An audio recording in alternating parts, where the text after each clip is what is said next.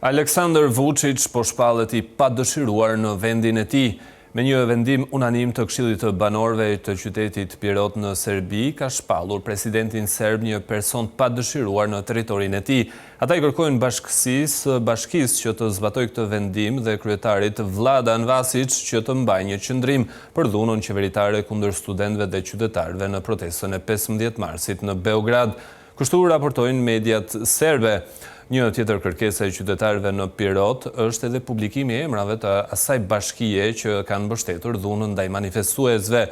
Është vendosur që presidenti Aleksandar Vučić të shpallet person non grata në territorinë e qytetit të Pirotit, lexohet në lajmet e publikuara nga media duke ju referuar vendimit të ndërmarrë.